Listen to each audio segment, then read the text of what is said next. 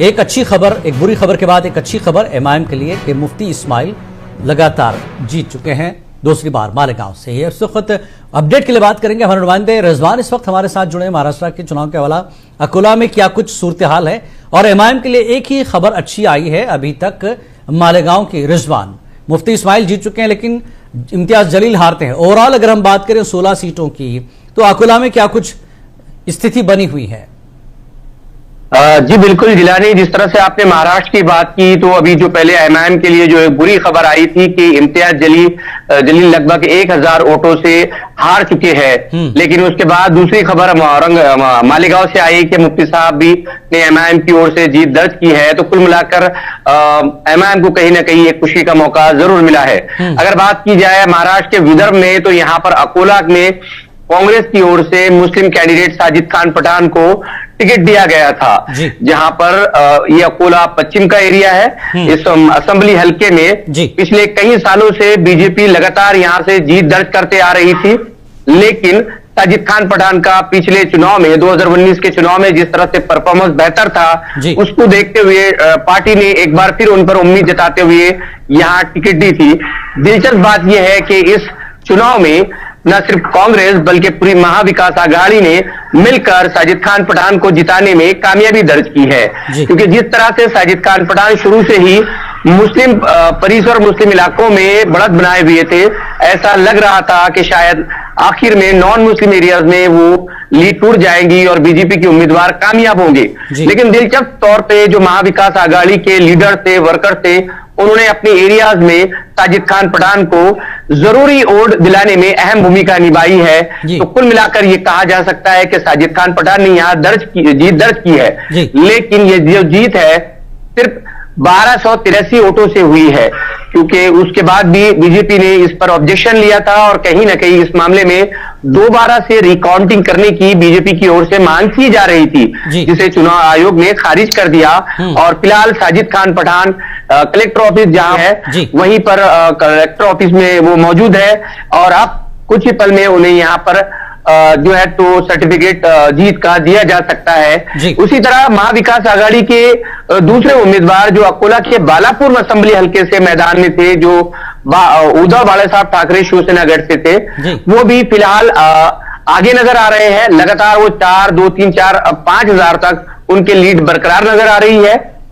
और यहां पर भी एक दिलचस्प पहलू यह देखने को मिला कि वंचित बहुजन आघाड़ी की ओर से कांग्रेस से आए हुए नातिकुद्दीन खतीब को टिकट इस बुनियाद पर दिया गया था कि इस इलाके में जो मुस्लिम है वो बड़े पैमाने पर उन्हें वोट करेंगे और मुस्लिम और दलित का कॉम्बिनेशन के साथ वो जीत दर्ज करेंगे। लेकिन दिलचस्प तौर पर यहाँ पर जो मुस्लिम है उन्होंने नातिकुद्दीन खतीब को वोट देने के बजाय यहाँ पर वो शिवसेना को वोट देते हुए दिखाई दे रहे हैं। जी जिलानी जी। रिजवान, एक चीज अहम है, जैसा कि आपने खुद कहा कि यहाँ पर मुस्लिम वो उम्मीदवारों को एक तरह से नजरअंदाज किया गया, तो क्या अकोला में पार्टी को वोट दिया गया, कैंडिडेट को वोट दिया गया या फिर काम को देखकर वोट दिया गया? किस बुनियाद पर किस को वोट मिला है यहाँ पर? बहुत अच्छा सवाल आपने किया है। अगर हम जो तकरीबन एक जीत दर्ज कर चुके हैं महाविकास आघाड़ी के उम्मीदवार और दूसरे जो लगातार जीत करने की उम्मीद उनसे लग रही है, तो दोनों के कंपैरेटिव अगर देखा जाए तो साजिद खान पठान चूंकि पहली बार उन्होंने जीत दर्ज की है, वो महानगर पालिका में अपोजिशन लीडर के तौर पर रह चुके हैं, लेकिन एक कद्दावर या फिर मजबूत जमीनी स्तर पे काम करने वाले लीडर के तौर पे भी उन्हें जाना जाता है। शायद यही वजह है कि पार्टी ने उन्हें इस टिकट के लिए चुना है, क्योंकि लास्ट टाइम भी उन्होंने तकरीबन 70,000 वोट हासिल किए थे और इस बार जो महाविकास आघाड़ी ने मिलकर काम किया है तो उन्होंने तकरीबन 86,000 से ज्यादा वोट हासिल किए हैं। तो उनकी पॉपुलैरिटी और उनकी मतलब लोकप्रियता को देखते हुए उन्हें टिकट मिला था और वो उस पर कहीं ना कहीं खरे उतरे। दूसरी बात, जो मुसलमानों का रुझान उद्धव बाळासाहेब ठाकरे शिवसेना गुट की उम्मीदवार की तरफ गया है, उसकी एक अहम वजह यह है कि इस नितिन देशमुख ने पिछले 5 सालों में लगातार कहीं ना कहीं कुछ न कुछ काम किए हैं। खास हर मतलब समाज के हर धर्म के लोगों को उनसे फायदा हुआ है, इस तरह से कहा जाता है। खासकर यहाँ अगर मुस्लिम मसाजिद का मामला हो, दरगाहों का मामला हो, तो वहां पर भी उन्होंने कुछ न कुछ फंड मुहैया करा के उसके डेवलपमेंट की कोशिश की है। मुस्लिम बस्तियों में रोड नाली वगैरह पर भी ध्यान दिया है। तो एकमात्र चीज जो है, मुसलमानों ने नितिन देशमुख को डेवलपमेंट के नाम पर कहीं ना कहीं वोट दिया है, बावजूद इसके कि एक मुस्लिम कद्दावर लीडर मैदान में था।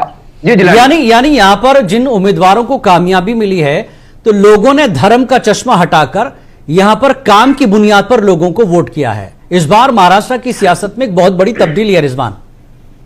जी बिल्कुल, अगर अकोला की बात किया जाए तो यहां पर भी जात पात और धर्म का चश्मा हावी रहा है। हम ये नहीं कह सकते कि इस चुनाव में धर्म का उपयोग या धर्म का नाम नहीं लिया गया है। बावजूद इसके जिस तरह से साजिद खान पठान के काउल खेड़ या फिर खड़की परिसर में जिस तरह से उन्हें मार्जिन वोट मिले हैं, तो हम ये कह सकते हैं कि धर्म की राजनीति या वो चीजें इस चुनाव में कम से कम अकोला में नहीं दूर होते दिखाई दी है। जी, और ओवरऑल अगर हम बात करें तो कांग्रेस कहां है महाराष्ट्र में रिजवान? अकोला में हम बात करें तो सिवाय साजिद खान पठान के। जी, अगर कांग्रेस की बात की जाए तो मराठवाड़ा में कुछ सीटें उनको मिल रही है। उसके बाद आपका पश्चिम महाराष्ट्र में उनको सीटें मिल रही है। हालांकि पूरे फिगर्स कौन से एरिया से आना थोड़ा बाकी है, लेकिन जिस तरह से जो कांग्रेस की टैली गिरी है वो बड़ी की जा रही थी, उस तरह के नतीजे नहीं आ रहे हैं इनके हक में। जी बिल्कुल, उनकी जो कद्दावर नेता है बाला साहब जो थोरात है, ऐसे बड़े लीडर का इस चुनाव में गिरना, मतलब शिकस्त खाना, ये अपने आप में एक बड़ा मैसेज है कांग्रेस के लिए कि आखिर कमी कहां हुई। न सिर्फ कांग्रेस बल्कि महाविकास आघाड़ी के जितने घटक दल है, इन सब के लिए एक सोचने वाली बात है कि जो एक मौसम उनके लिहाज से बना हुआ था, आखिर चूक कहां हुई, मुद्दे कौन से थे, इशू क्या थे जिन्हें उन्होंने मिस किया। जी, एक चीज और है रिजवान, जैसा कि महाराष्ट्र में हम बात कर रहे हैं, महायुति की सरकार एक बार फिर बन रही है। बीजेपी की कॉन्फिडेंस को आप देखें, वो अगर किसी नेता को बदलते हैं, चेहरा बदलते हैं, तो जितवाने की भी पूरी कोशिश करते हैं। लेकिन यही हम अगर महाविकास आघाड़ी की बात करें तो यहां पर चेहरा बदलते ही बागी तेवर हो जाते हैं, फिर वो आजाद उम्मीदवार खड़ा होता है, लेकिन अपने ही आजाद बागी उम्मीदवार से ये पार्टियां जीत नहीं पा रही हैं, या तो वो वोट काट के किसी तीसरे का फायदा कर देता है। तो यहां पर क्या सूरत हाल रही पूरी? जी देखिए, इस चुनाव में एक दिलचस्प पहलू ये भी रहा है कि जिस तरह से पहले जो चुनाव थे वो मुख्य 3 पार्टियों में होते थे, लेकिन जिस तरह से पिछले 5 सालों में जोड़ तोड़ की सरकार बनाई गई थी, उससे पार्टियों के फ्रैक्शंस हुए थे, 2-2 गुट तैयार हुए थे। तो इन 2 गुट के में इस तरह से लगने लगा था हर कैंडिडेट को कि मुझे टिकट मिलेगा और मैं जीत दर्ज करूंगा। लेकिन चुनाव में जिस तरह से टिकट सिर्फ एक ही बंदे को दिया जा सकता है, एक ही उम्मीदवार को दिया जा सकता है, तो दूसरों ना उम्मीद होने की सूरत में उन्होंने पार्टी छोड़कर जिस तरह से आजाद उम्मीदवार के तौर पर उन्होंने नामांकन पत्र दाखिल किया, तो वही कहीं ना कहीं इन महाविकास आघाड़ी जो घटक दल है उसको नुकसान पहुंचाया है। जी रिजवान, अगर हम बात करें इस हवाले से कि 2 शिवसेना 2 एनसीपी, अब जैसा कि फडणवीस ने कहा कि अब ये जो जीत है ये मोहर लगाती है कि असली शिवसेना और असली एनसीपी वो अजित पवार हैं और शिंदे हैं। तो अब फिर शरद पवार और उद्धव ठाकरे के सियासी मुस्तकबिल पर क्या कुछ सवाल पैदा होगा आगे सियासत में? जी देखिए, बिल्कुल अगर आप जमीनी स्तर पे जब लोगों से शिवसेना के हवाले से बात करते हैं तो लोगों का सेंटिमेंट कहीं ना कहीं उद्धव बाला साहब ठाकरे के साथ दिखाई देता है। जब हमने इसी संदर्भ में, इसी मामले में शिवसेना उद्धव ठाकरे, बाला साहब ठाकरे की जो वर्कर्स है और उनकी लीडर से बात की, तो उन्होंने ये कहा कि पार्टी को लेकर, असल शिवसेना को लेकर लोगों के दिल में जमीनी स्तर पर भावनाएं तो है, लेकिन चूंकि राजनीति में बहुत सारे पहलू होते हैं, कहीं पर नंबरों का गेम होता है, कहीं पर अलग अलग फैक्टर्स इन्वॉल्व होते हैं, जिसकी वजह से पार्टियां जो है तो अपने वोटों को जीत में तब्दील नहीं कर पाती है। लेकिन इसका मतलब ये नहीं है कि असल पार्टी कुछ और है। यानी लोगों की हमदर्दी उद्धव ठाकरे से जरूर है, लेकिन वो नजरिए के साथ नहीं है। शिवसेना या एनसीपी जब अपने नजरिए से हटती है तो लोग भी हट रहे हैं, खिसक रहे हैं वहां से।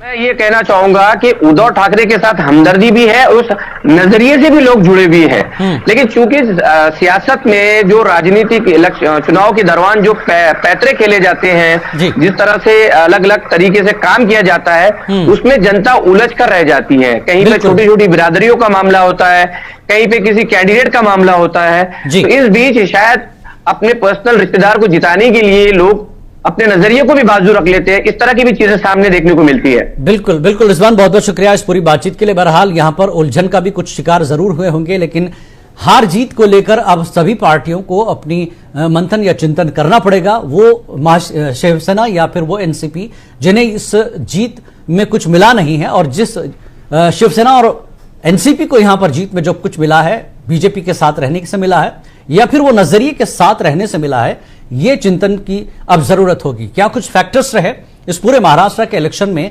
तमाम पार्टियों को अब गौर करना पड़ेगा। और कांग्रेस जहां पर अलायंस कर रही है वहां पर वो पार्टियां भी एक तरह से कमजोर हो रही हैं, और कांग्रेस को क्या कुछ मिला इस अलायंस में, यह भी देखने वाली बात रहेगी। बहरहाल महाराष्ट्र के नतीजे लगातार आ रहे हैं। मुंसिफ टीवी पर अपडेट आपको टैली की शक्ल में स्क्रीन पर दिखाई देगा।